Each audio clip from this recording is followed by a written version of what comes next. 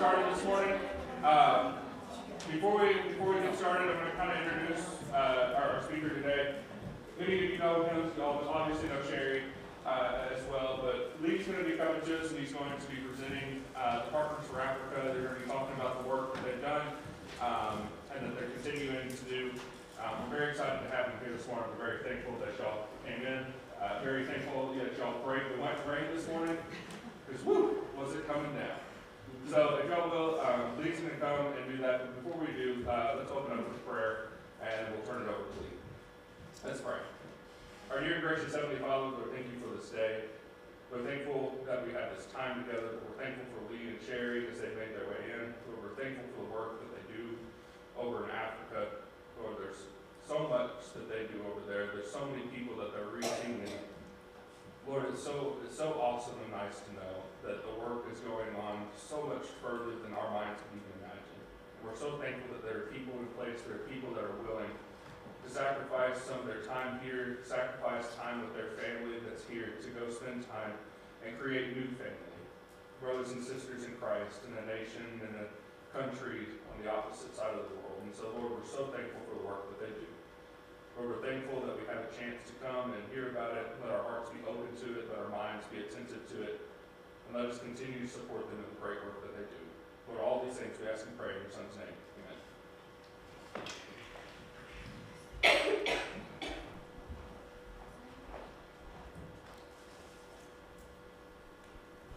Good morning. How's everybody doing?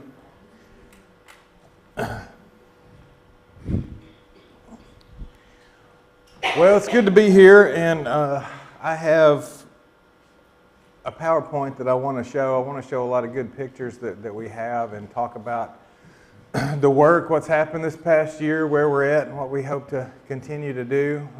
Before I do that, I do want to just acknowledge my father, and he passed away in September, and obviously this work was his passion. He and my mother. And there's a lot of us other people that have been part of it, including y'all and me and other members of the family. I do want to acknowledge what they have done over the years, and then I'll get into what Partners for Africa looks like moving forward. But almost 20 years Partners for Africa, 50 years doing mission work. He and my mother met at Harding many years ago and had a passion for mission work, and they were a team, obviously. And what a legacy that my father left. And while we were shocked at his passing, he died doing what he loved. And we all thought that whenever he did go, that it would be some version of the way that he went. My mom had asked him a few years prior that they were in their 70s now, so what did they think about retirement? What did he think about it? And he said, let's sprint through the finish line. And that is what he did. He had got back from Africa the day before, and that morning he was getting up, going to Nashville the following day to go and speak at somewhere. So he never did stop, and he was so enthusiastic. But what a legacy, and it will continue on, and it will continue on. This is, I guess, some of the team here. That's me and my mom and Tristan, who I think has probably been here before, my nephew, and Haley Malagany, and Haley is such a big part of what we do. And I'll talk a little bit more about what all of us do together. I've been part of this thing in a full-time capacity for about 5 years, and in a part-time capacity for most of the time it has existed. But that's Haley, that's his wife Noma. Their last name is, I believe, pronounced Malagany, and if you see it on paper, it looks kind of weird. But Haley does a little bit of everything. He is considered the deputy director over there in Zimbabwe. They live in Bulawayo. He came to the States and went to International Bible College years ago. He and I are the same age. We're 46, and he has been, I guess, neck deep in this work for a long time. His wife Noma, she is in charge of the school, Amazon Christian Academy, that I'll show you some more pictures of in a while. She's brilliant, and they are just an awesome team. when people go over to Zimbabwe, which they do every year, and teams are there and doing mission work there, they stay there where Haley and Noma are, and they take care of them and oversee them. So I know this church has been involved with the ACT project because that is my connection to this church. I've been up here many times to pick up boxes over the years. I've been down in this basement. I was telling a few people before, I've never attended church here, and I've never been inside here. I've been over there across the way. I've been down in the basement. I've been under the underpass loading boxes, but I haven't been in here, which is a shame. So at least we're checking that off the list today. But I know that y'all have gathered many boxes over the years, many clothes that have gone to a good cause over there, and 45 containers shipped in the last 19 years. That's pretty awesome. Some of the numbers I'm sharing with you are they're hard to believe because it's just amazing what Christians can do when they're enthusiastic and God is part of it, and we're doing what we think we should be doing. And this is one of those ministries, the ACT Project. Anytime you see an 18-wheeler going down the road, what it makes me think of is, well, there's a container. You know, I wonder what's in it. I wonder where it's going.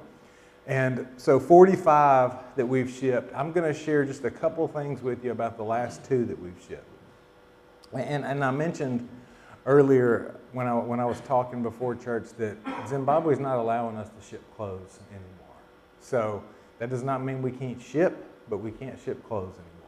So we're kind of redirecting what we're doing, and what we are collecting now is school supplies, backpacks, notebooks, pencils, all that type of thing for schools, sporting equipment, a few things like that we're shipping.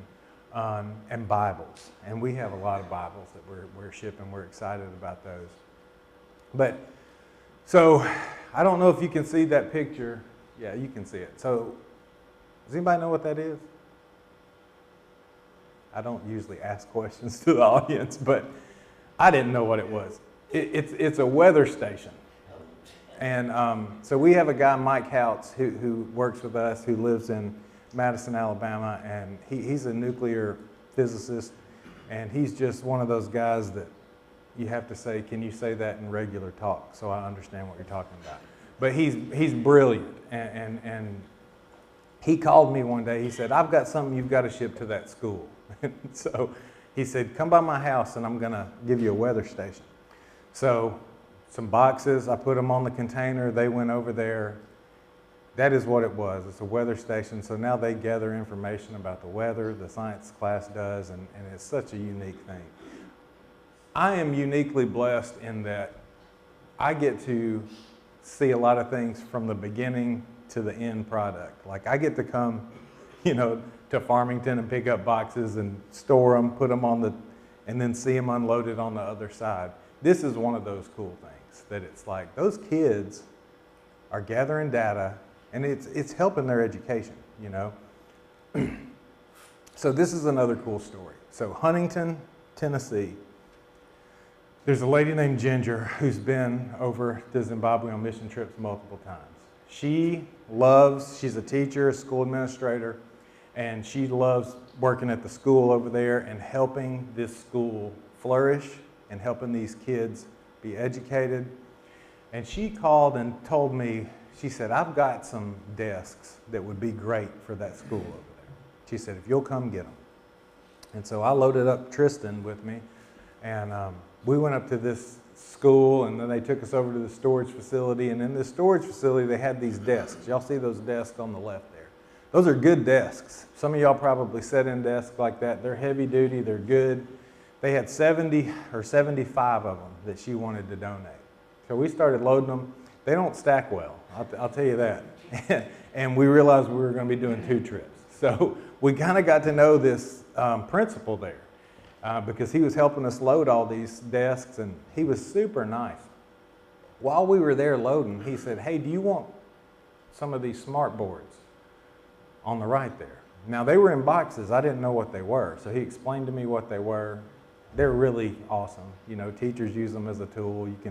You can write on them. You can also put anything on a computer screen to reflect up there. And I said, sure, that would be great. He said, well, how many of them do you want? how many can I have, right? He said, I think I've got 13.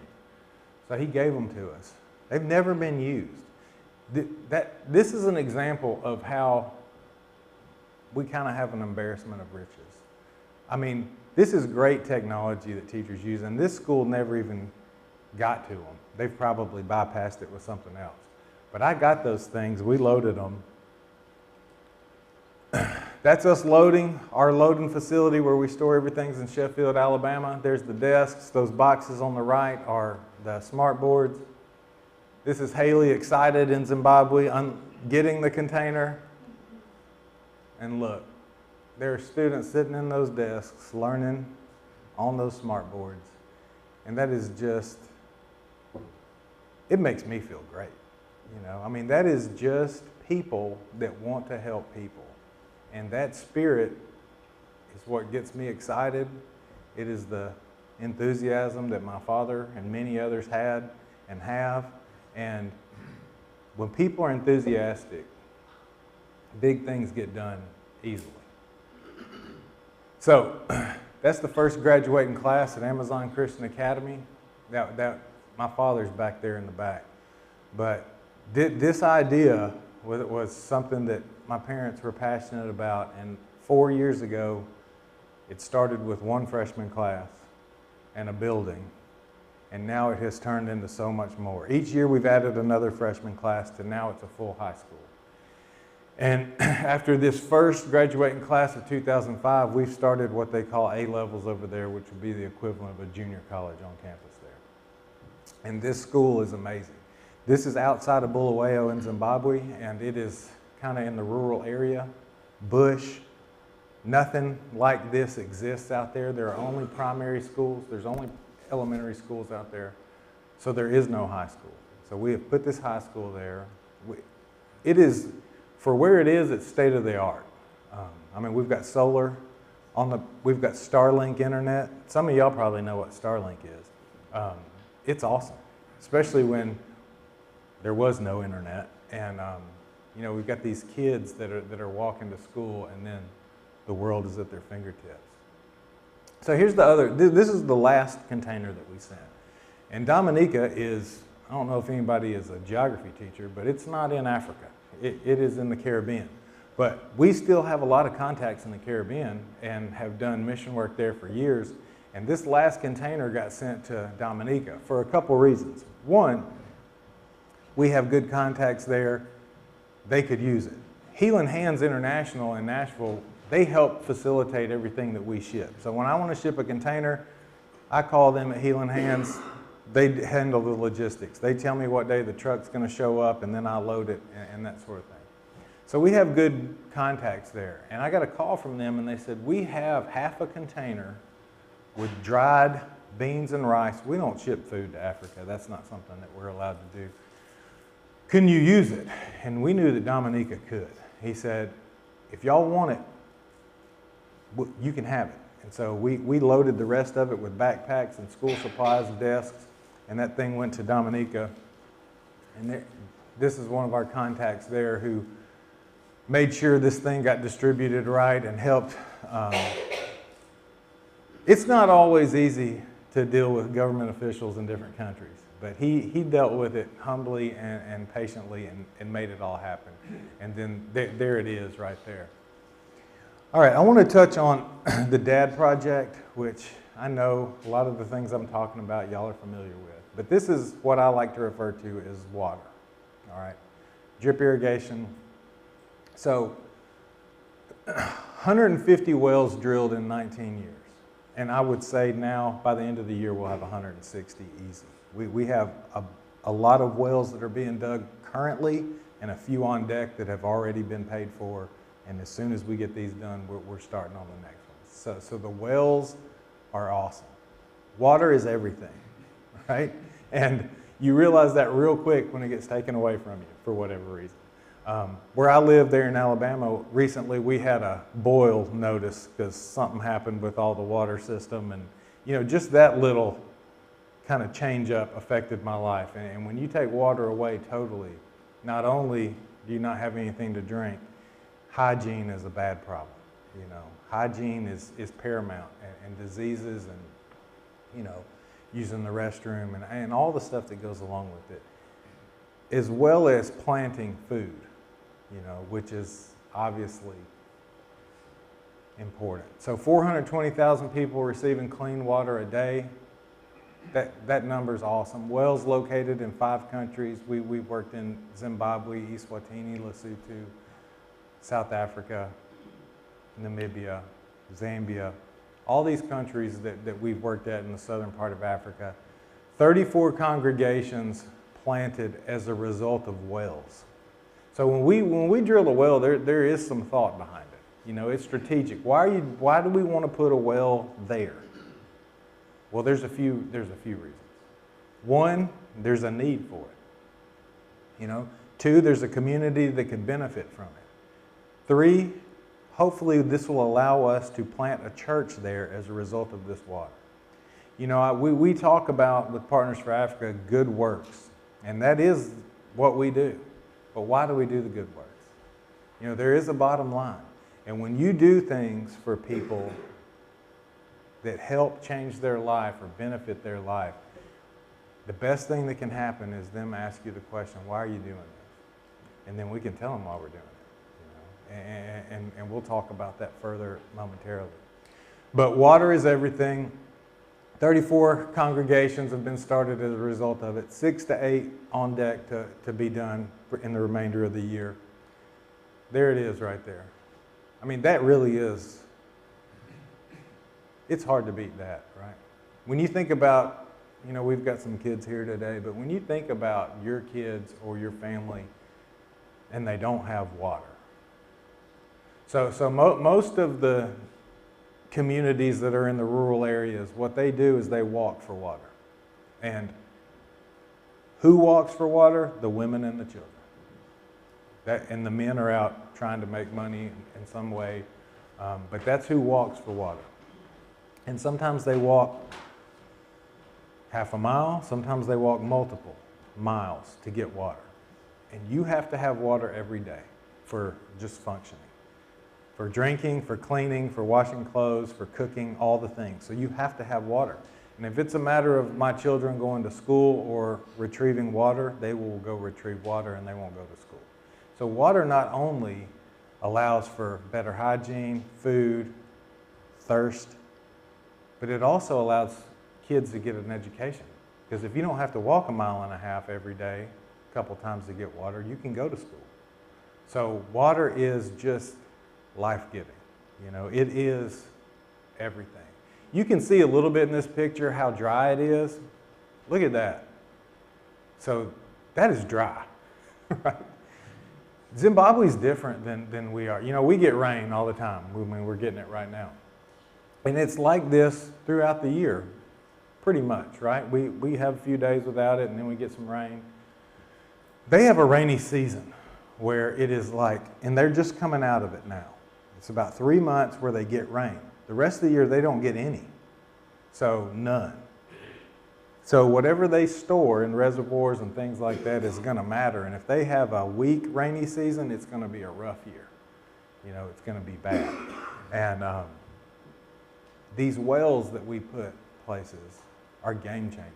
It changes life, and that is not an overstatement of that. You know, not only with cleanliness and food and education, but when somebody gets an education that doesn't have them, the world is opened up to them. So that ground looks like I wouldn't want to dig in it, right?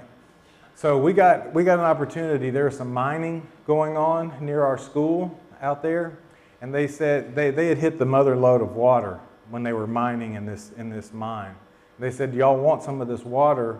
You can have access to some of this water if you want it, but you're going to have to, you know, do the heavy lifting."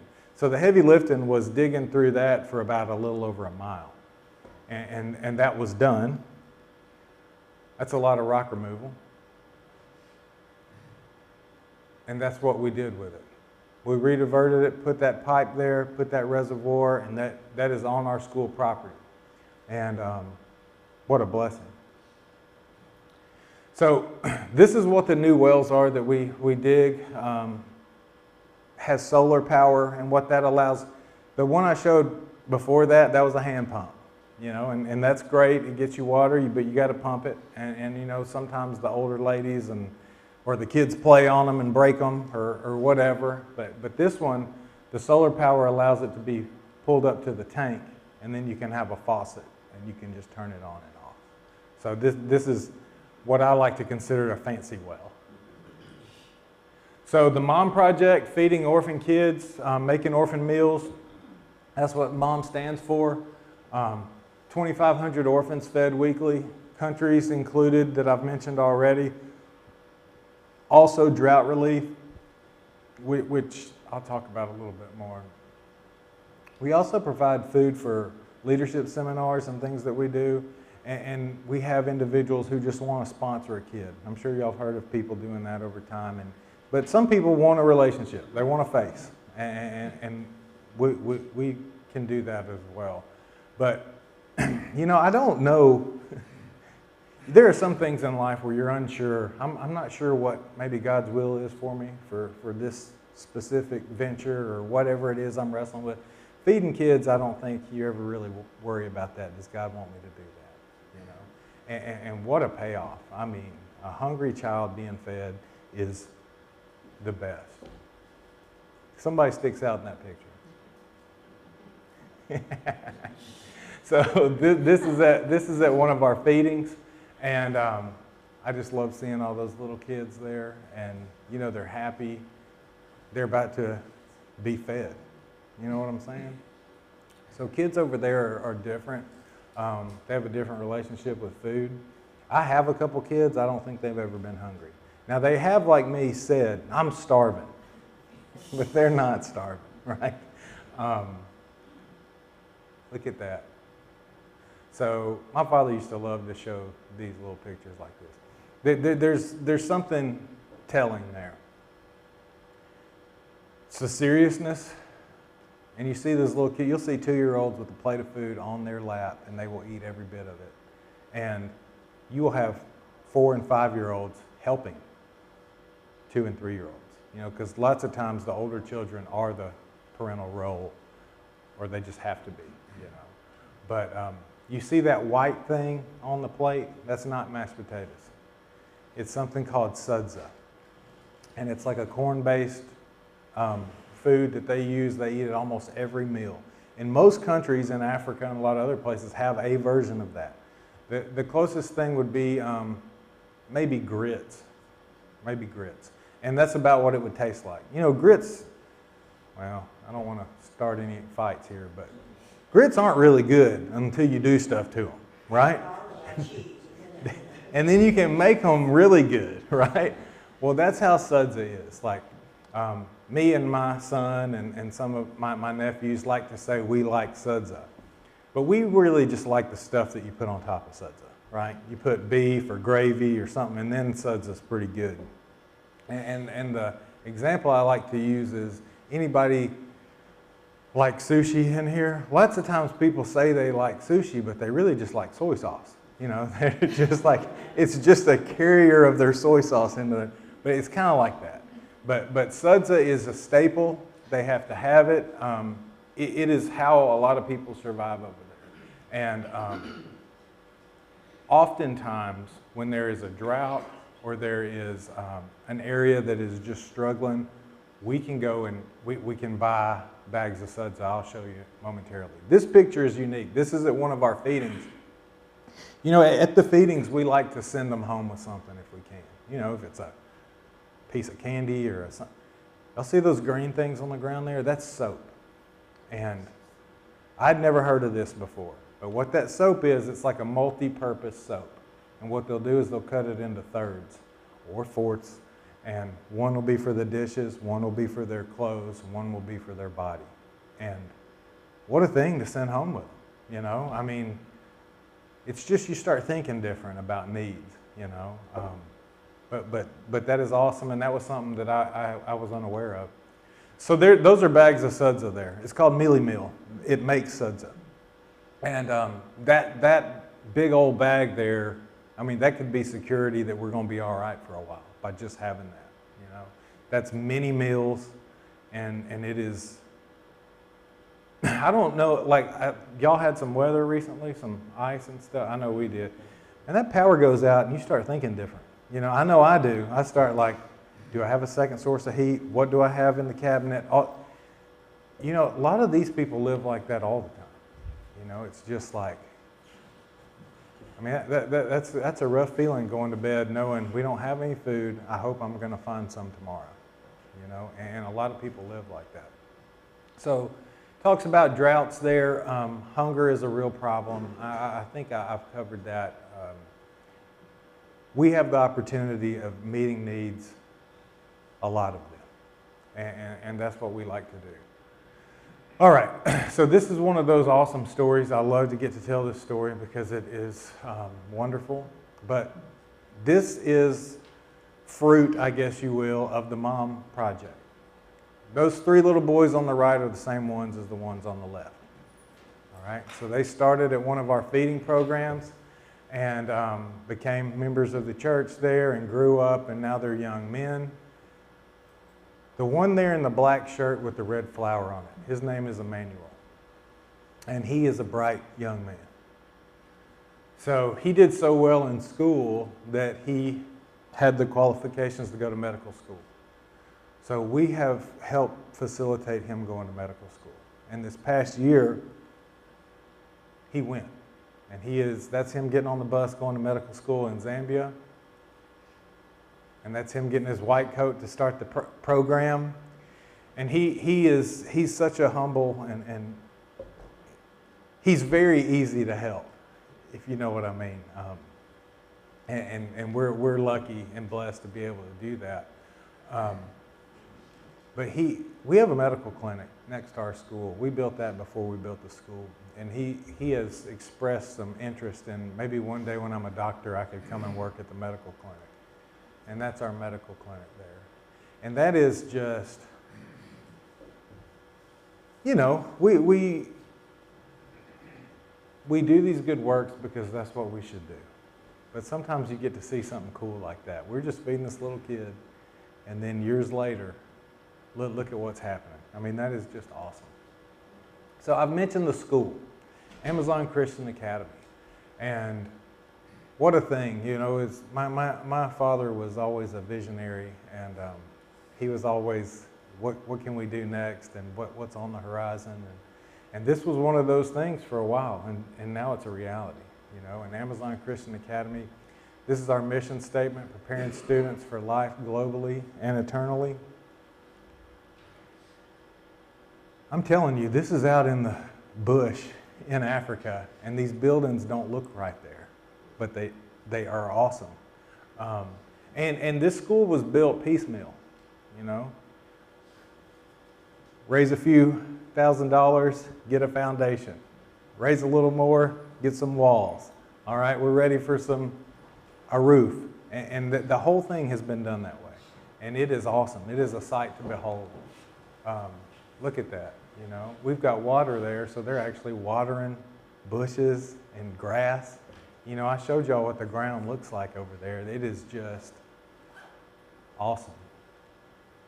So, these are some of the kids that go to school there. And I mentioned, these kids live anywhere from a mile to a couple miles away from the school, some probably less than that, but they walk to school every day. They live in mud huts, no running water, no electricity. And then they walk to school every day,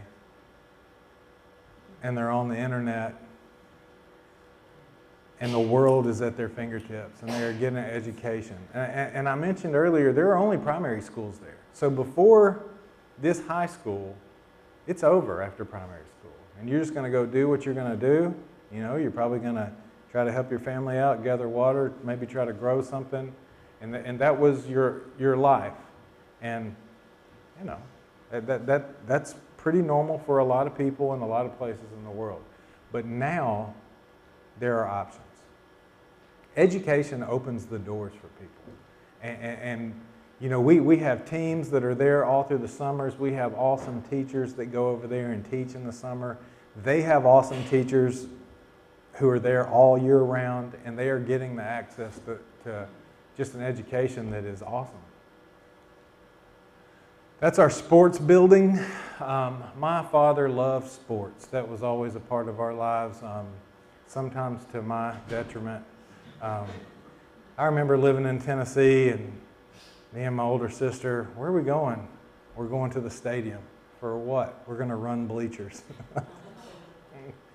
But I'm grateful for it now. But this sports building, so some of you have met Tristan. He loves to talk, and he'll talk about anything for as long as you want.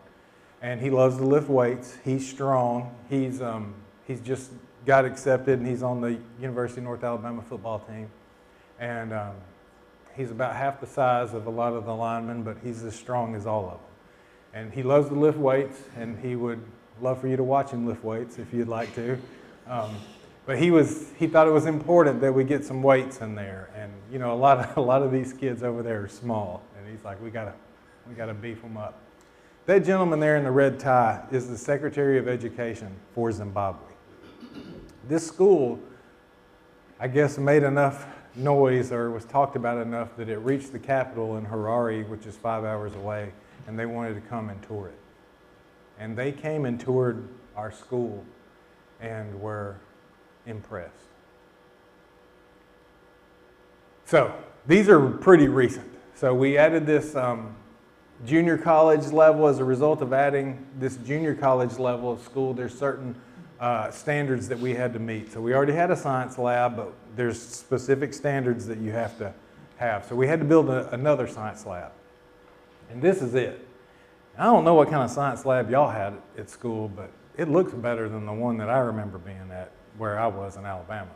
But this is just awesome. I mean, look at that. It blows my mind where this is. But it is so awesome, and we're so excited about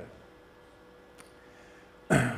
But this is the bottom line, right? This is why we're doing it. So the first year that we started this school, none of the kids were baptized. None of them were church goers. And it was a little disappointing. Weren't really sure why, but the reason it seemed to be was they didn't know who we were. And, you know, you just show up in the middle of nowhere and build a school and do, you know, is this like some sort of trap or something?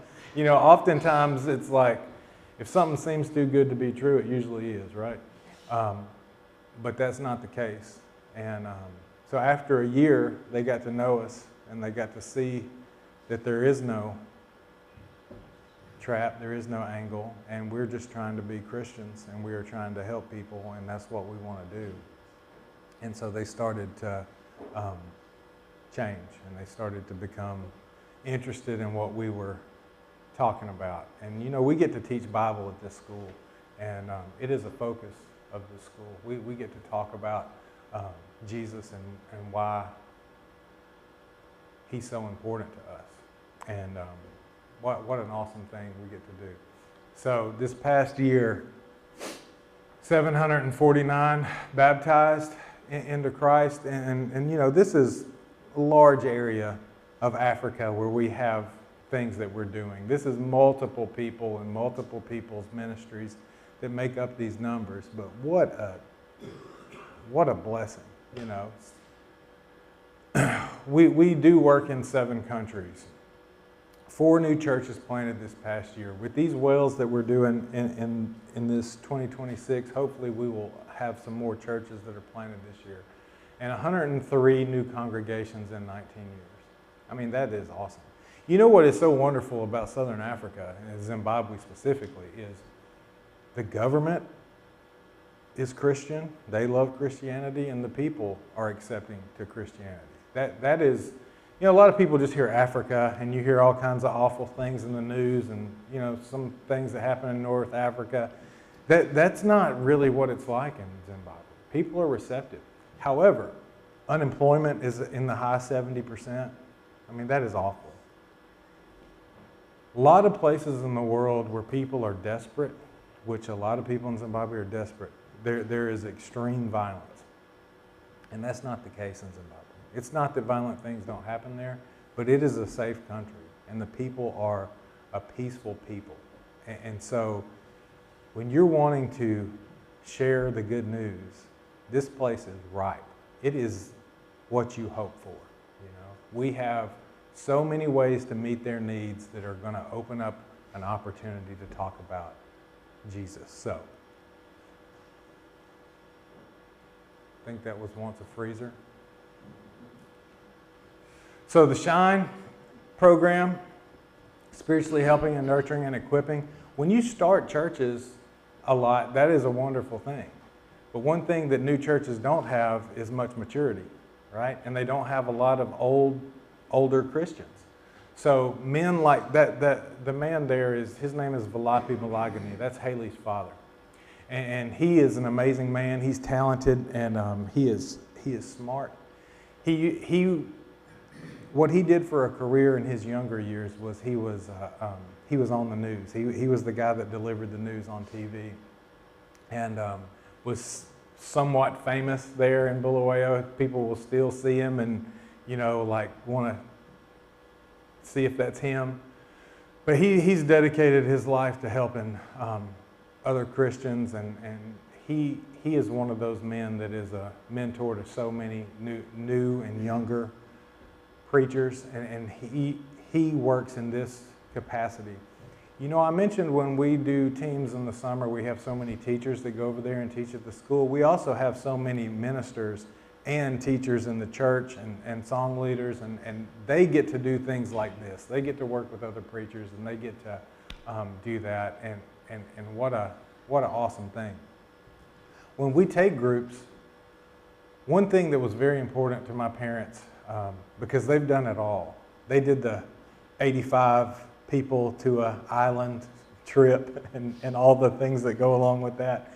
And what they learned over the years, that if you take small groups and you use the individual's talents that they have while they're there, that seems to be a really good recipe. And what Partners for Africa has allowed us to do is do that. You know, we have a school, we have we have feedings, we have wells, we have where people can teach, and what an awesome thing to get to use people's skills and abilities.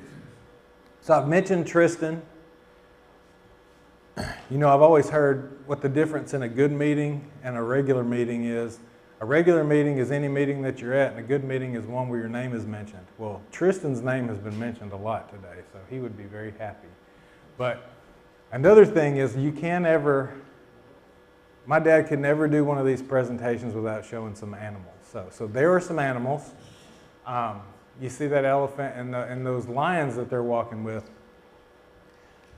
My father said that they called my sister and let her know about walking with the lions after they did it. You know, you can always ask for forgiveness, but if you ask for permission, you might not get to do what you want to do. So anybody that goes to Africa, that we take to Africa, you got to go see the animals. I mean, you're in Africa, right? So Tristan has been going to Africa since he was a little boy, and he goes every year, and he'll stay there as long as he can. In the summer, he'll stay there a few months at a time if he can. And he has had the opportunity to help us with Bible camps, youth camps. And here's one that they attended in Cape Town, South Africa, which was quite a large one. Cape Town's a big city. If you ever look it up, it's like bigger than Atlanta. But that was a big one that they did. And then he had some planning in this one. This was in Zimbabwe, Matopus, Zimbabwe. And what an awesome thing. You know, young people are the next generation, and you got to connect with them. So, why do we do this? What is all this work about? What is the point of it? The Great Commission is the point of it. Jesus came and told his disciples, I've been given all authority in heaven and on earth, therefore go and make disciples of all nations, baptizing them in the name of the Father and the Son and the Holy Spirit. Teach these new disciples to obey all the commands I've given you. I'm with you always, even to the end of the age. So we do have a great example. We have the best example, Jesus himself, right? So what are we trying to do? We're trying to be Jesus to all these other people. That's what we're trying to do. For the Son of Man came to seek and save the lost. That is the mission statement. That is what we have been charged with. That is what we have been asked to do. It's the call to action. So as Christians, we get to live and tell people the good news. I was speaking with someone before class this morning, and You know, I was talking about how nervous I was when I started doing this, and then I realized all I'm telling people is good news. All this is good news, you know. All these pictures I'm showing, that is wonderful things. What do they allow us to do? To share the good news. That's what it's about. So how do we do it? We do it with partnerships with people like you, you know. We can't do this without other Christians. That is how it all happens. We are able to do this because of people like you. I love this verse. It says, I planted the seed in your hearts and Apollos watered it, but it was God that made it grow. It is not important who does the planting or who does the watering. What is important is that God makes the seed grow. The one who plants, the one who waters work together for the same purpose, and both will be rewarded for their own hard work. For we are both God's workers, and you are God's field. You are God's building. Every time I think of you, I give thanks to my God. Whenever I pray, I make requests for all of you with joy, for you have been my partners in spreading good news about Christ from the time you first heard it till now. My dad loved that word, partner, you know, and that's what we are. We are partners, and we are grateful to have that partnership with y'all and to be part of this work. You know, God gets all the credit because he's what makes it possible. So I'll leave you with this. Let us think of ways to motivate one another through acts of love and good works. And that's what I hope. I hope I've done that today. I hope I've shown you some awesome things that have been made possible because of Christians, because of enthusiasm, because of the love of Jesus. That's what this work is. It is that. And we're just part of it. And it is a wonderful work that we want to continue. We love it. We're passionate about it. We're all in on it. And we appreciate all the encouragement that we receive from y'all and other people. But thank y'all for the time.